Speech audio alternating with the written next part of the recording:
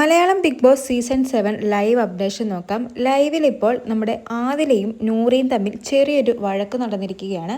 വേറൊന്നുമല്ല, കുറച്ചു മുമ്പ് റെന ഫാത്തിമയും നൂറയും തമ്മിൽ കുറച്ച് ഫൈറ്റ് നടക്കുന്നുണ്ട്.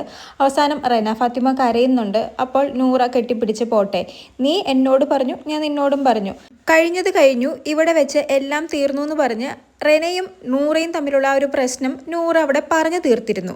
എന്നാൽ ആ സംഭവത്തെക്കുറിച്ചാണ് ഇപ്പോൾ ആദിലയും നൂറയും തമ്മിൽ ചെറിയ രീതിയിൽ വഴക്കായിരിക്കുന്നത്. നൂറ പറയുന്നത്, റെന എനിക്കൊരു സിസ്റ്ററിനെ പോലെയാണ്, ചിലപ്പോൾ എൻ്റെ ചിന്തയൊക്കെ പഴഞ്ചൻ രീതിയായിരിക്കും, അതുകൊണ്ടായിരിക്കും മസാജിൻ്റെ കാര്യം ഞാൻ പറഞ്ഞത് അവൾക്ക് ഇഷ്ടപ്പെടാഞ്ഞത്. ഞാൻ പറഞ്ഞ സ്റ്റേറ്റ്മെൻറ്റ് എനിക്ക് തെറ്റായി തോന്നിയിട്ടില്ല, പക്ഷേ അവൾക്ക് ഇഷ്ടപ്പെടാത്തത് കൊണ്ട് തന്നെയാണ് ഞാൻ അവളോട് സോറി പറഞ്ഞത്. അവൾ എന്നോടും തിരിച്ച് സോറി പറഞ്ഞു. അവളുടെ ലവറിൻ്റെ കാര്യത്തിൽ അവൾ പറഞ്ഞത് അവൾക്ക് തെറ്റായിപ്പോയെന്ന് തോന്നിയത് കൊണ്ട് തന്നെ അവളും എന്നോട് സോറി പറഞ്ഞു എന്ന്.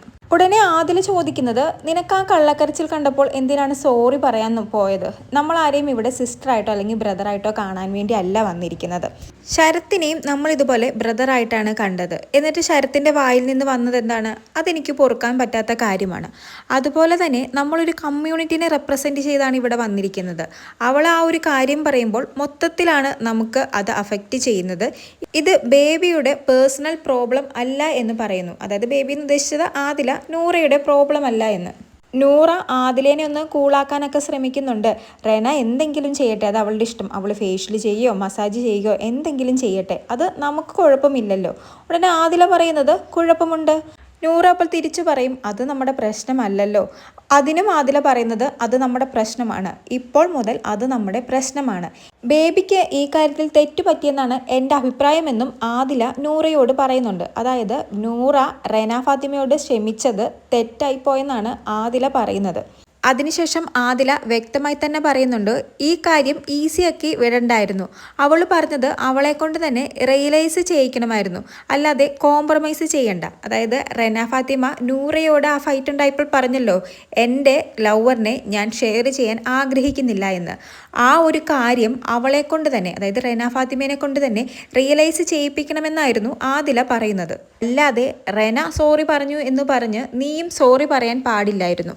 നൂറയ്ക്ക് സത്യം പറഞ്ഞാൽ തിരിച്ചു പറയാൻ ഒന്നുമില്ല. കാരണം റെനയുടെ കരച്ചിൽ കണ്ടപ്പോൾ നൂറ ചിലപ്പോൾ അനീതിയായി തന്നെ കണ്ടത് കൊണ്ടാവാം നൂറയ്ക്ക് മനസ്സലിഞ്ഞ് അവളോട് കോംപ്രമൈസ് ചെയ്യുകയും ചെയ്തു, സോറി പറയുകയും ചെയ്തു. ഇനി അതിനെക്കുറിച്ച് പറഞ്ഞിട്ട് കാര്യമില്ലല്ലോ. അതുകൊണ്ട് തന്നെ നൂറ ആദിലയോട് പറയുന്നത്, നീ 2 മിനിറ്റ് പോയി അവളോട് സംസാരിക്കുക, അതായത് റെനയോട് ഇരുന്നൊന്ന് സംസാരിച്ച് നോക്കൂ എന്ന്. ആദില അപ്പോൾ നൂറേനെ ഒന്ന് നോക്കി പേടിപ്പിക്കുന്നുണ്ട്. നൂറ ഉടനെ വീണ്ടും പറയുന്നത്, എനിക്ക് റെനയുമായിട്ട് ഫൈറ്റ് ഉണ്ടാക്കി കോണ്ടന്റ് ഉണ്ടാക്കേണ്ട ആവശ്യമില്ല, എനിക്കതിന് താല്പര്യവുമില്ല എന്ന്. ഉടനെ ആദില പറയുന്നത്, ഞാനിവിടെ പറയുന്നത് കോണ്ടന്റിൻ്റെ കാര്യമൊന്നുമല്ല, അവൾ പറഞ്ഞ ആ ഒരു കാര്യം, അതായത് അവളുടെ ബോയ് ഫ്രണ്ടിനെ ഷെയർ ചെയ്യാൻ താല്പര്യമില്ല എന്ന് പറഞ്ഞ കാര്യം അവളെ കൊണ്ട് മാറ്റി പറയിക്കണമായിരുന്നു. അവൾ പറഞ്ഞതിൻ്റെ ആ ഒരു സീരിയസ്നെസ് അവളെ റിയലൈസ് ചെയ്യിക്കണമായിരുന്നു. അതാണ് ഞാൻ പറഞ്ഞത് എന്നാണ് ആദില പറയുന്നത്. ഇത്രയും പറഞ്ഞ് ആദില ആ ദേഷ്യത്തിൽ തന്നെ എഴുന്നേറ്റ് പോവുകയാണ്. അപ്പോൾ നമ്മുടെ നൂറ് ചോദിക്കുന്നുണ്ട്, ബേബി ഇനി എന്ത് ചെയ്യാൻ വേണ്ടി പോകുക? അതിന് ആദില പറയുന്നത്, ഇത് നീ ചെയ്യേണ്ട കാര്യമായിരുന്നു, ഇനി ഞാൻ എന്ത് ചെയ്യണമെന്ന് തീരുമാനിച്ചിട്ട് അത് വേണ്ടതുപോലെ ചെയ്തോളാം എന്ന്. എന്തായാലും ദേഷ്യപ്പെട്ട് ആദില പോകുന്നുണ്ട്. നൂറയ്ക്കാണെങ്കിൽ ഒന്നും പറയാനും പറ്റുന്നില്ല, ഒന്നും ചെയ്യാനും പറ്റുന്നില്ല. കാരണം ഓൾറെഡി റെനയോട് ക്ഷമിച്ച് കെട്ടിപ്പിടിച്ചിട്ട് വന്നതാണ്. കൂടുതൽ ലൈവ് അപ്ഡേറ്റ്സുമായി വീണ്ടും വരാം.